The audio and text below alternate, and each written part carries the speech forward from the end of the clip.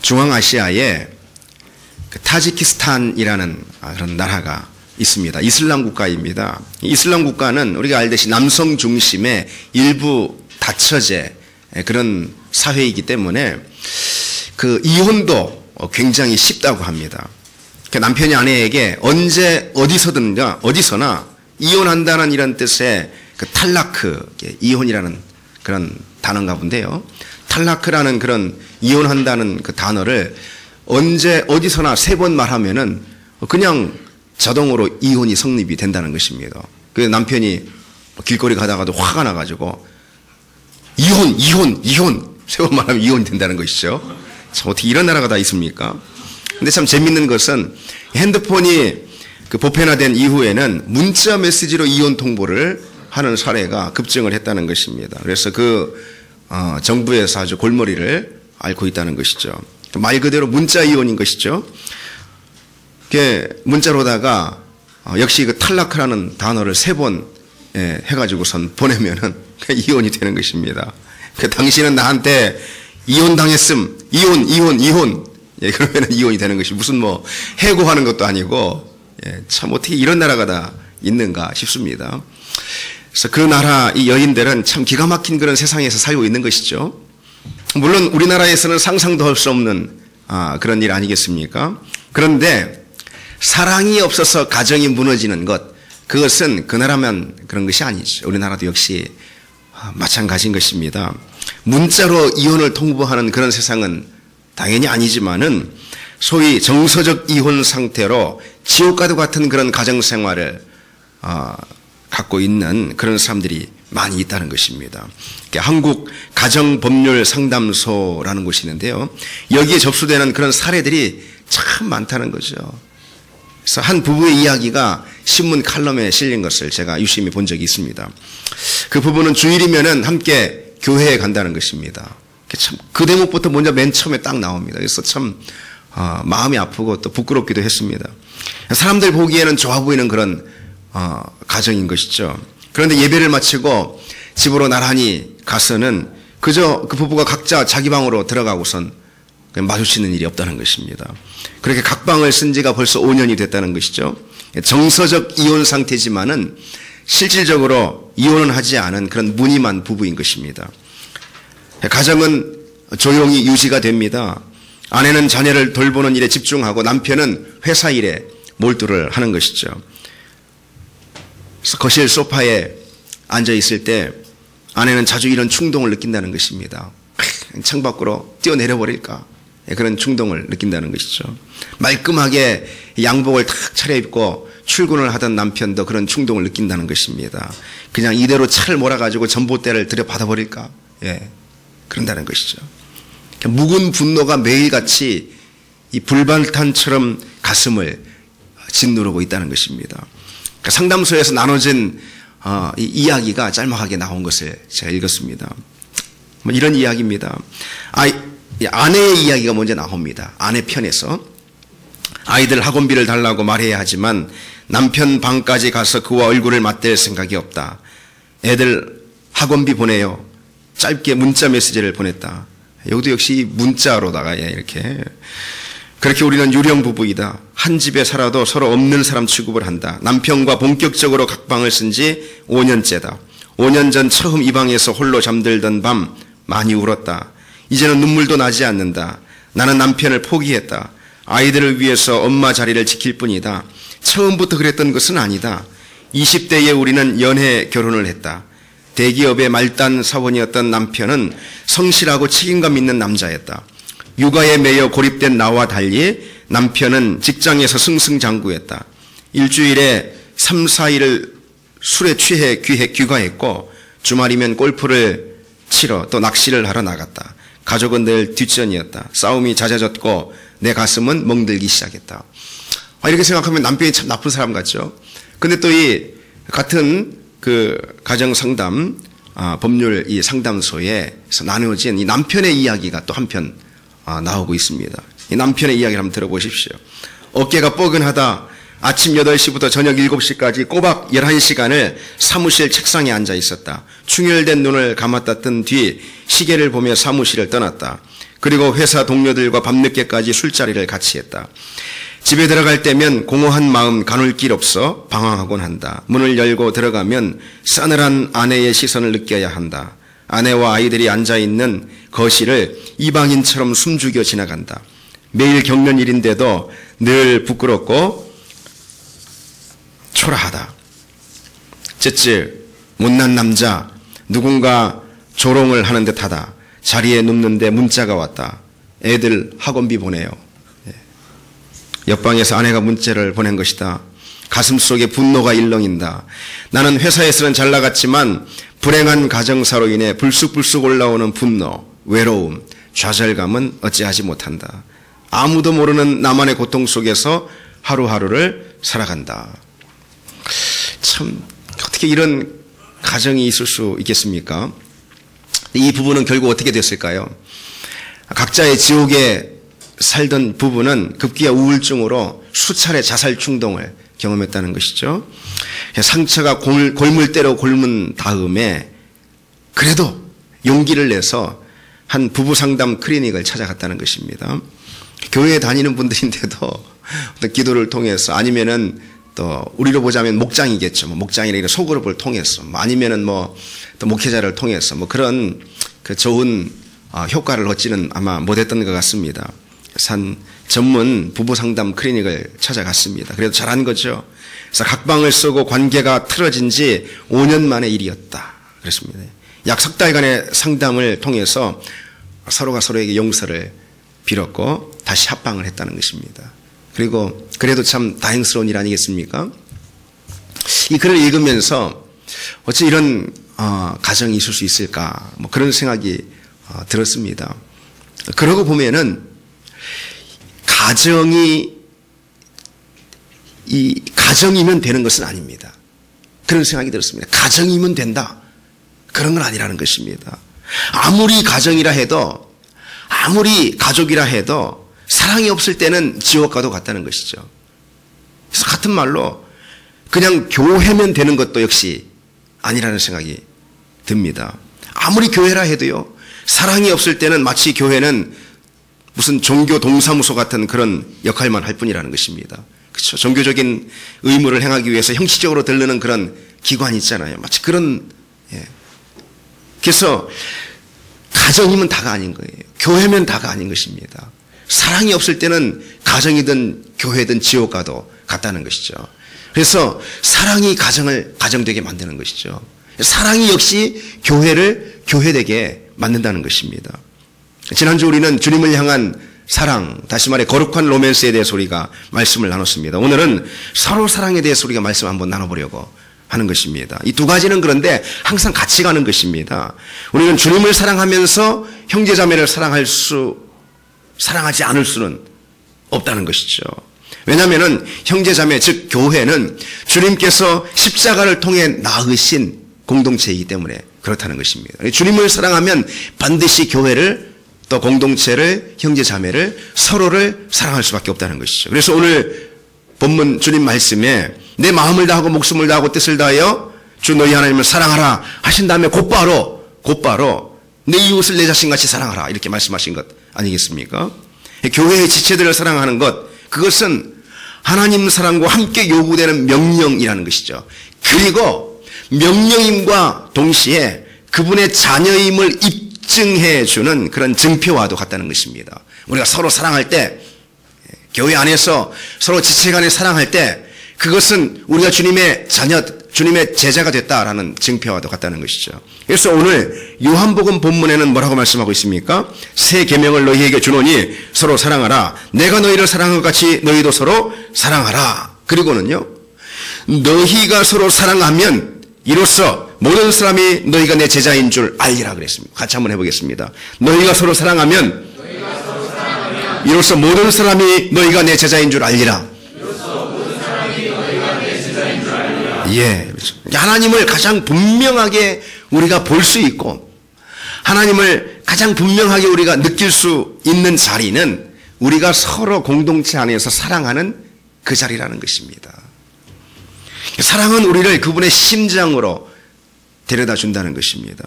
사랑은 다른 그 어떤 은사보다도 하나님의 임재에 대한 가장 분명한 표징이라는 것입니다. 어떤 은사보다도 병고침의 은사, 방언의 은사, 어떤 기적과 능력의 은사, 그 은사가 나타날 때 하나님이 여기 계시다, 하나님의 임재의 표징이 되지 않겠습니까? 그러나 그 어떤 은사보다도 우리가 교회 안에서 서로 지체 간에 서로 사랑할 때 바로 그 자리가 하나님의 임재의 표징이 된다는 것입니다. 신학자 폴 스티븐스는 이렇게 말했습니다. 사랑은 천국의 언어이다.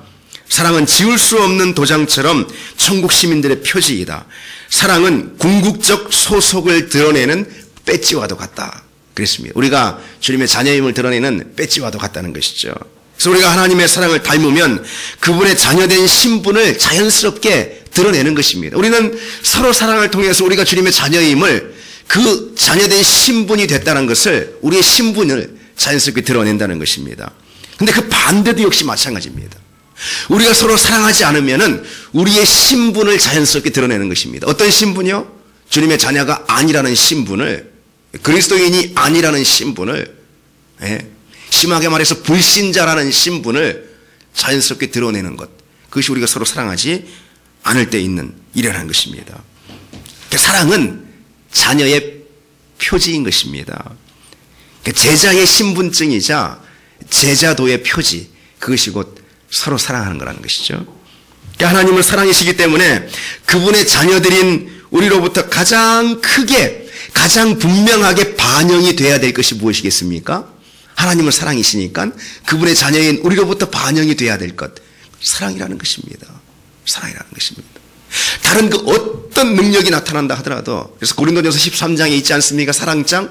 다른 어떤 능력이 나타난다 하더라도 우리에게 사랑이 드러나지 않으면은 우리는 주님을 반영하는 사람들이 되지 못한다는 것이죠. 그래서 여러분, 사랑받은 사람만이 사랑할 수 있다는 거, 여러분 공감합니까? 사랑받은 사람만이 사랑이 뭔지를 알고 사랑도 할 수 있는 것입니다. 그런데 여러분, 우리가 누구입니까? 우리는 그 어떤 사랑보다도 큰 사랑, 놀라운 사랑, 십자가의 사랑, 하나님의 사랑을 받은 사람들 아니겠습니까? 우리는 그 사랑을 이미 받은 존재라는 것이죠. 그래서 우리는 우리로부터 가장 분명하고 크고 두드러지게 드러나야 될 것, 그것이 무엇이겠습니까? 사랑이라는 것입니다. 그래서 우리가 거하는 자리에는 세상과는 뭔가 다른 것이 일어나야 한다는 것입니다. 우리가 거한 자리에는, 우리의 손길이 닿는 그곳에는 세상과는 뭔가 다른 것으로 채워져야 한다는 것입니다. 우리가 머문 그 자리에는 뭔가 세상과는 전혀 다른 그것이 있어야 한다는 것입니다. 그런 흔적이 남아야 한다는 것입니다. 무엇이겠습니까? 사랑인 것입니다. 사랑인 것입니다. 그것도 세상에는 없는 사랑인 것입니다.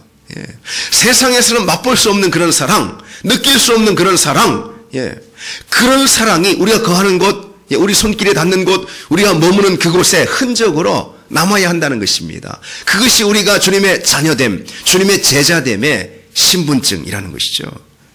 초기 교회 시절에는 그리스도인에게 세상과는 차원이 다른 그런 구별됨이 있었습니다. 그리스도인 하면은 차원이 다른 그런 구별됨이 딱 있었다는 것이죠.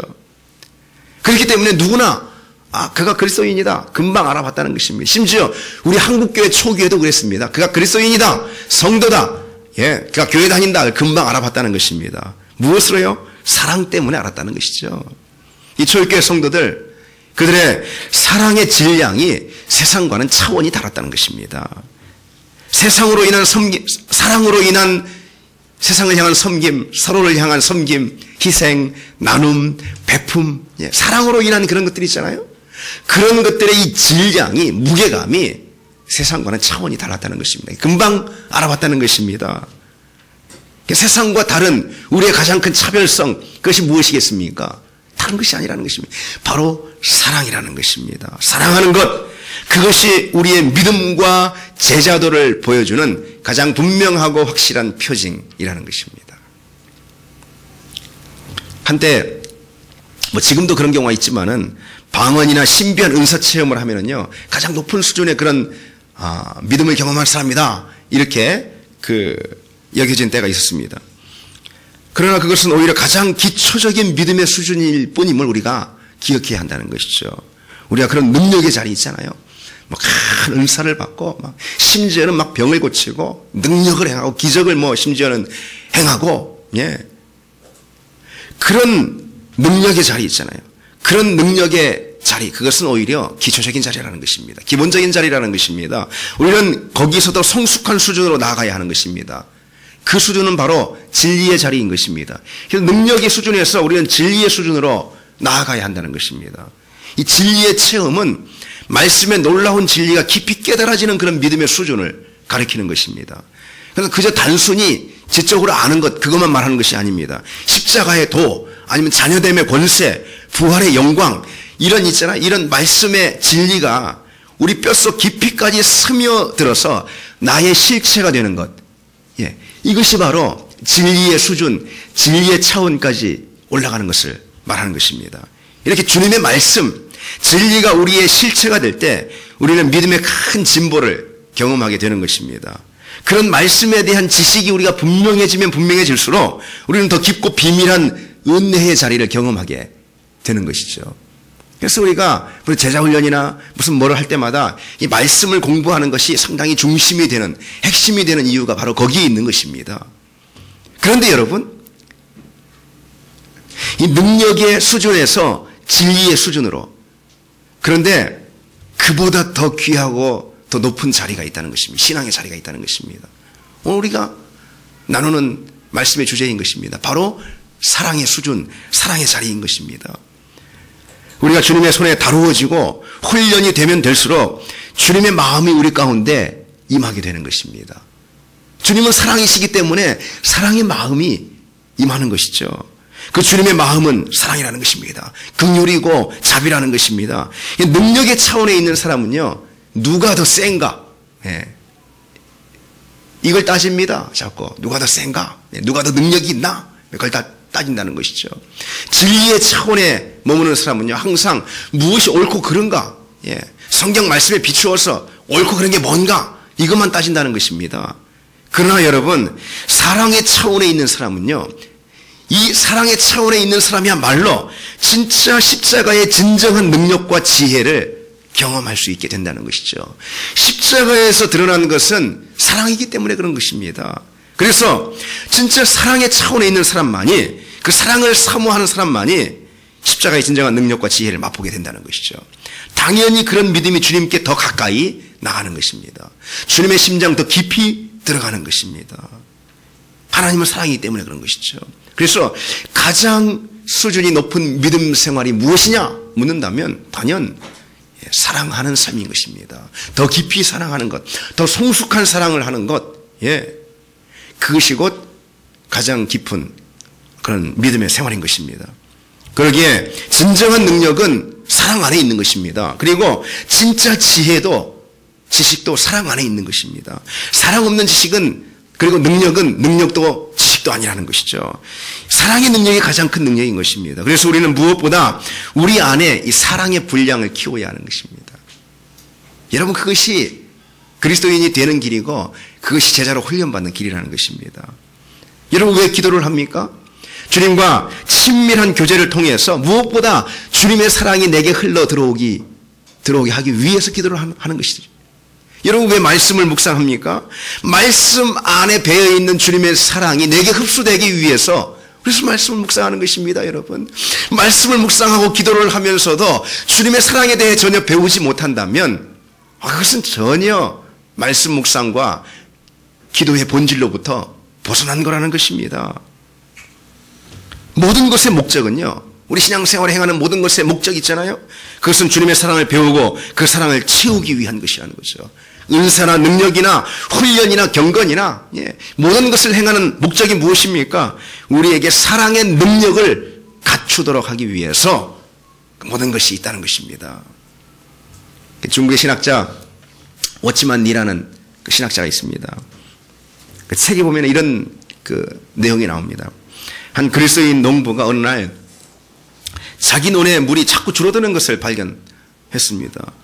나중에 가만 알고 보니까 옆에 있는 그 논 임자가 허락도 없이 자기 논에다가 물기를 이렇게 대는 것입니다. 여러분, 농사 이렇게 짓는 거 보셨습니까?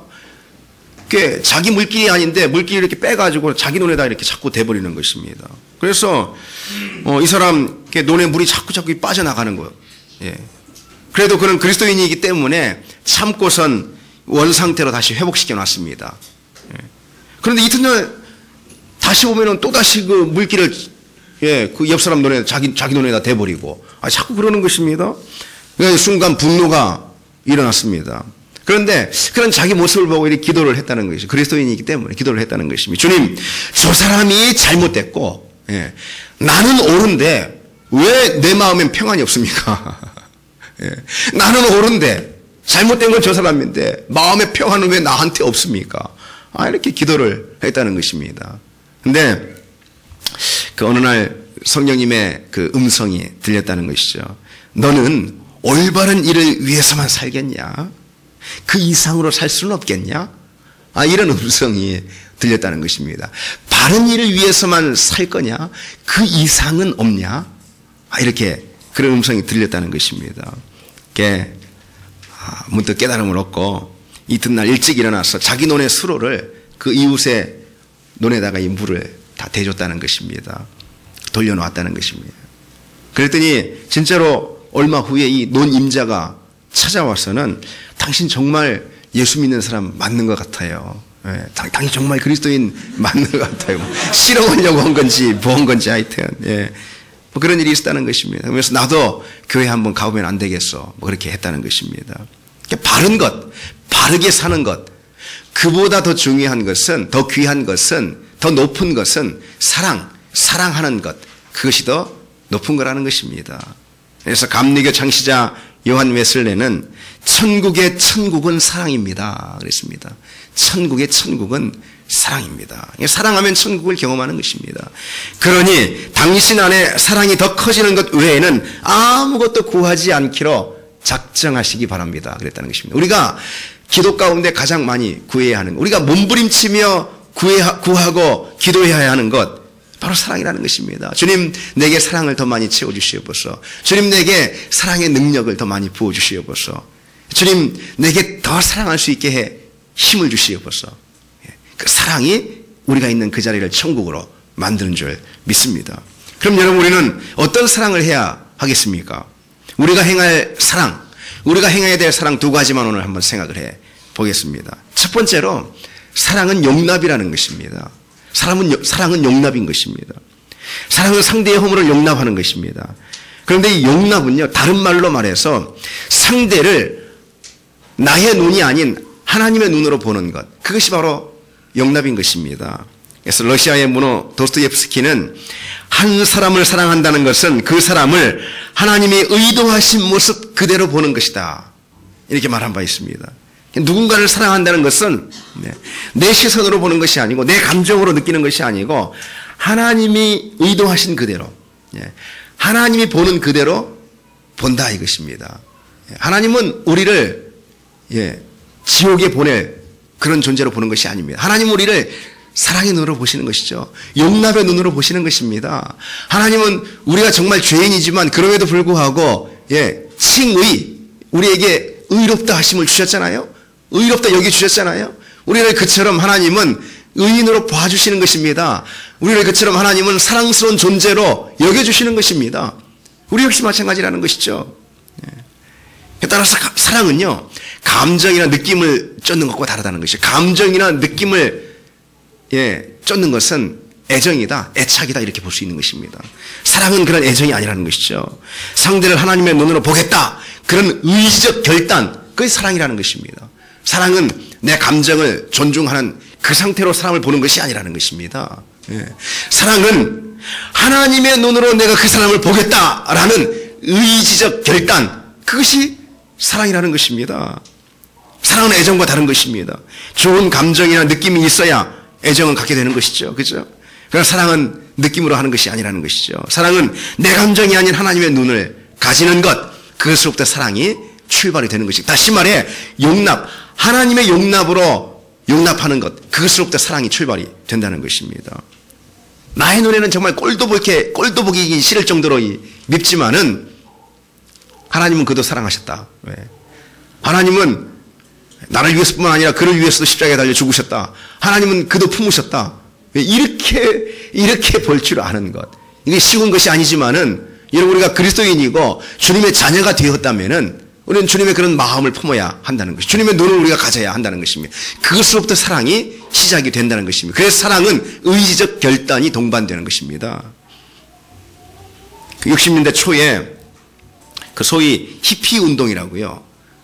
60년대 초니까 여기 이제 여러분 부모님 세대예요. 그죠? 히피 운동이라고 미국 대륙을 이 휩쓰는 그런 운동이 있습니다. 젊은이들이 장발에다가 파격적인 그런 막 옷 있잖아요. 막 찢어진 옷 같은 막 이상한 옷, 막 시험을 기르고 머리를 막 다 기르고, 그런 이제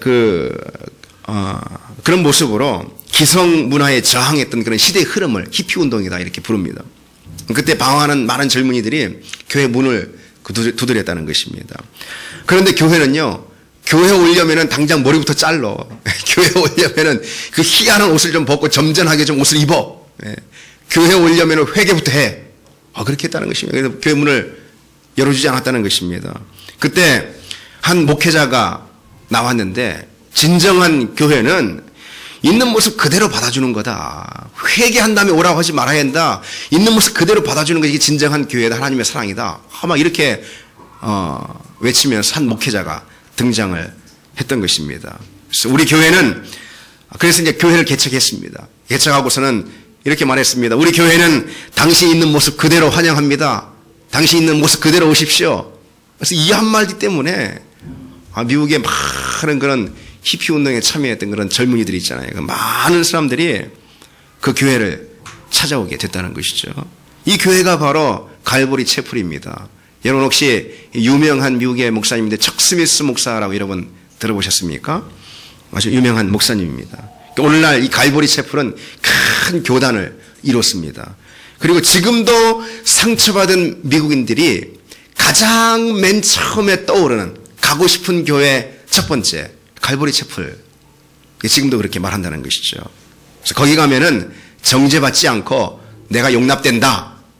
그런 마음들이 다 있다는 것입니다. 우리에게 다 그런 것이 있습니다. 우리에게 있는 모습 그대로 정죄받지 않고 나를 용납해 주는 것. 우리는 그것을 기대하고 교회에 오고 그것을 기대하고 서로를 만난다는 것이죠.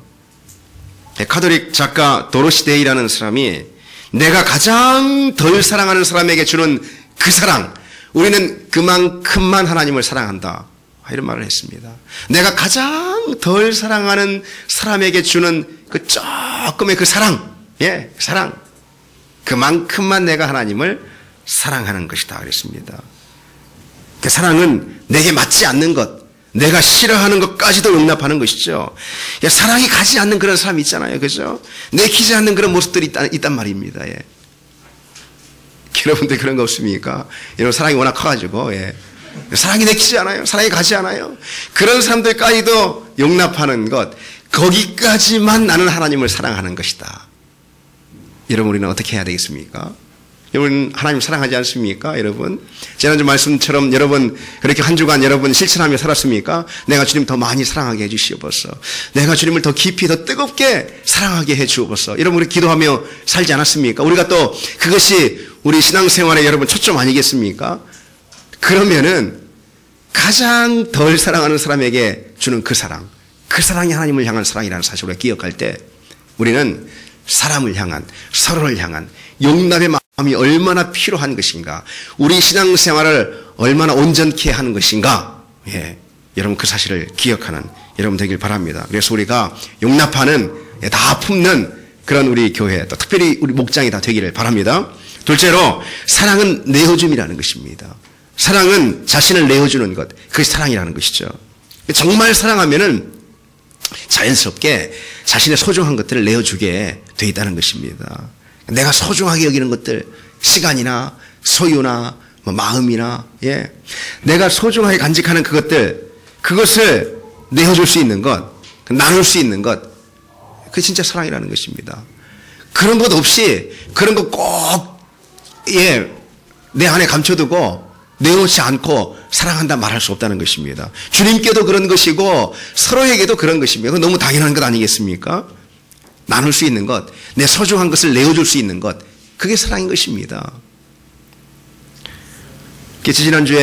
지난주 목요일 날 우리 교회가 소속된 시찰 모임이라는 게 있습니다. 거기에 와야지 우리 교회에 매달 조금씩 되는 그런 지원금이라도 줄 수 있다. 그러는 것입니다. 그래서 제가 가야 되지 않겠습니까? 그죠? 그래서 인천까지 가야 됐는데 그때 지난주에 목요일 날 아직 그 수술 회복이 좀 덜 돼가지고 장거리 운전이 좀 부담이 사실 됐었습니다. 그래도 그냥 가려고 했습니다. 근데 우리 기호 형제가 선뜻 운전을 해주겠다. 선뜻 그런 건지 하여튼 강압이 그런 건지 잘 모르겠지만 하여튼, 그런 것입니다. 근데 사실 같이 저와 가려면은, 나랑 같이 목사님들 모임에 참석할 수 있는 그런 자리도 사실 아니고, 그렇죠. 그 자리가. 그래서 혼자 또 그냥 차 안에 있어야 되고, 그래서 애매한데, 거의 또 하루 종일 걸립니다. 이렇게 왔다 갔다 하면은, 앞뒤 시간 빼고 하면은 하루 종일 걸리는데, 시간을 내어주는 것. 그래서 우리 기호 형제가 시간을 나한테 내어줬을 때, 나는, 저 친구가 나를 정말 아끼고 사랑하는구나. 그것을 제가 착각하게 됐습니다. 이렇게. 사랑을 느끼게 되었습니다. 나의 것을 내어주는 것 있잖아요. 시간이든, 무엇이든 나의 소중한 것을 내어주는 것. 그것이 사랑의 모습 아니겠습니까? 그런데 그렇게 여러분, 서로가 서로에게 자신이 갖고 있는 가장 소중한 것을 깊이 내어주는 것. 그러면서 또 오랫도록 내어주는 그런 관계 있잖아요. 그런 관계가 되다 보면은요, 서로가 서로에게 없어서는 안 될, 그야말로 뗄래야 뗄 수 없는 그런 의존적 관계가 되게 되어 있습니다. 나의 가장 좋은 것들을 서로가 가장 소중한 것들을 깊이 내어줍니다. 그리고 또 오랫도록 내어줍니다. 그렇게 되면은요, 그런 관계가 되면은요, 서로가 서로에게는 없어서는 안 될 아주 뗄래야 뗄 수 없는 의존적 관계가 된다는 것입니다. 대표적으로 부부를 들 수가 있습니다. 부부는 자신의 소중한 것들을 아주 깊이 그리고 오랜 세월 동안 서로가 서로에게 내어주는 그런 관계 아니겠습니까? 그러다 보니까 부부 생활을 오래 하다 보면은 서로 없이는 못 살게 되는 것입니다. 이런 청년들이라, 아니, 부부뿐만 아니라 가족도 마찬가지고 교회도 마찬가지인 것입니다. 서로 없어서는 그런 관계로 깊이 오랫동안 살다 보면은, 관계 가운데 있다 보면은 서로 없이는 못 살게 되는 것입니다. 이런 일화가 있습니다. 나이든 부부가 있었는데요. 부인이 먼저 죽은 것입니다. 사람들이 초상집에 문상을 다 왔습니다. 근데 갑자기 정전이 딱 된 거예요. 정전이. 그러자 그 남편이 무의식적으로 여보 초 어디다 뒀어? 이렇게 물은 것입니다. 지금 아내의 장례를 치르고 있는 중인데 자기도 모르게 너무 서로 깊이 서로를 나누고 그리고 오랫도록 의존적 관계 가운데 있었기 때문에 부인의 장례를 치르면서 자기도 모르게 정전이 되니까 여보 초 어디다 뒀어? 이런 것입니다. 그 말을 듣고 문상 올 사람들이 다 울음바다가 됐다는 것입니다. 서로 많은 것을 내어주어서 깊이 하나가 되었기 때문에 뗄래야 뗄 수 없는 의존적 관계가 되는 것. 여러분, 그것이 사랑이다. 것입니다. 그것이 사랑인 것입니다. 사랑은 무슨 추상적인 말로 설명되는 것이 아니라는 것이죠. 사랑은 서로 없이는 잠시도 못 사는 그런 관계가 되기까지 자기 자신을 내어주는 것. 저 사람의 소중한 것을 나에게 너무 많이 내어줬기 때문에, 오랫도록 내어줬기 때문에, 그런 관계가 지속되었기 때문에 저 사람이 없이 나 살 수가 없는 거예요. 저 사람도 내가 없이 살 수가 없는 거예요. 마치 부부처럼, 가족처럼 교회가 그런 교회가 돼야 한다는 것입니다. 여러분, 우리가 그런 사랑을 갖고 있습니까? 여러분, 우리가 그런 사랑 안에서 관계를 맺고 있습니까? 그런 사랑 안에서 거하고 있습니까, 여러분? 저는 교회에서 오랫동안 그 사역을 해왔지만은 개척하고 지금처럼 여러분들이 소중하게 느껴지고, 정말로요. 한 주라도 사실 여러분들 보지 못하면은 막 정말 보고 싶고, 그리고 이제는 잠시라도 떨어져 있으면 못 살 것 같다. 정말 그런 느낌도 듭니다. 너무 허전하고, 못 살 것 같다. 아직 그것까지는 아닌 것 같아요. 진짜. 근데 너무너무 허전해요. 그리고 굉장히 이 마음이 너무너무 허해요. 너무너무 공허해요. 한 주라도 못 보면은 그런 생각이 아주 깊이 듭니다. 근데 그런 느낌이 드는 것은 사실 제가 교회에서 오랫동안 있었지만은 여러분도 그렇고 사실 우리 교회가 처음인 것 같다라는 그런 생각도 제가 해봅니다. 아마도 제 자신을 여러분들에게 내어주는 그런 연습을 이전보다 더 많이 제가 하고 있기 때문이 아닌가. 그리고 또 여러분들도 저에게 그리고 또 서로에게 여러분 자신의 소중한 것들을 더 많이 내어주는 그런 연습들을 우리가 지금 하고 있기 때문에 우리가 이런 서로가 좀 뗄래야 뗄 수 없는 서로 없으면 못 견딜 것 같은 막 보고 싶은 없이 어떻게 살까 앞으로 뭐 이런 생각이 들 정도로 그런 관계가 되고 있다는 것입니다. 바로 사랑 아니겠습니까? 여러분 그것이 사랑이라는 것입니다. 사랑은 깊이 내어주는 것 그것이 사랑이라는 것입니다. 여러분 이제 말씀을 맺겠습니다. 짧은 인생 여러분 사랑하며 살기도 부족하다 그런 말들 많이 하지 않습니까? 사랑하며 살기도 부족한 것입니다. 그런데 우리가 서로 시무룩하고 서로 소원하고 서로 멀고 심지어 서로 다투고 미워하고 질투하고 여러분은 그렇게 우리 인생이 못 된다는 것입니다. 우리 인생을 사랑하며 살기도 짧다는 것입니다. 저는 그래서 돌이켜보면은 이 말씀을 준비하면서도 특히 돌이켜보면은 좀 더 사랑할 수 있었는데 용납하고 내 자신을 내어주면서 좀 더 사랑할 수 있었는데 그러지 못했을 때가 가장 억울하게 느껴집니다. 가끔 부부싸움을 합니다. 부부싸움을 한 후에 흔히 그렇듯이 냉전이 흐르지 않습니까? 서로 말을 안 합니다. 그러다가 문득 그런 생각이 납니다. 누구 좋으라고 이러고 있는가?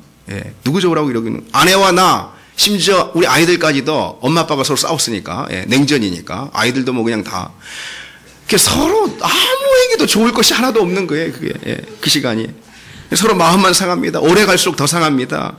그래서 괜히 억울하다. 시간 아깝다. 억울하다. 결혼도 늦게 했는데 말이지. 억울하다. 사랑하며 살 시간도 없는데 억울하다. 그런 생각이 듭니다. 그래서 아무에게도 도움이 안 되는 이 냉전을 빨리 끝내자.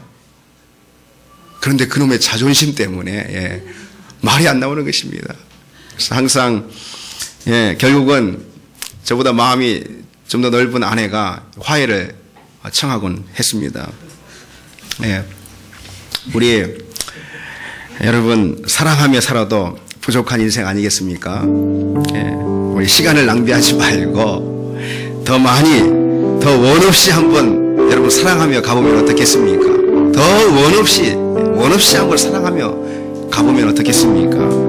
하나님께서 우리에게 서로 사랑하라 라고 주신 우리 인생의 자원들이 있습니다. 시간이든 뭐 물질이든 뭐 건강이든 뭐 무엇이든 그것은요 그 우리 인생의 자원들은 서로 깊이 그걸 나누며 사랑하라 그것으로 다 서로 나누며 사랑하라 그러라고 주신 자원이라는 것입니다. 그 우리 인생의 자원들을 깊이 나누며 용납하며 더 많이 더 뜨겁게 더 원없이 사랑하는 사랑으로 우리 인생을 채워가는 그런 우리 삶이 되기를 원합니다. 여기 오늘 이 시간 우리 함께 찬양합시다. 그 주님의 마음, 그 사랑의 마음을 우리에게 부어주시옵소서. 그 사랑으로 살기를 원합니다. 우리 같이 함께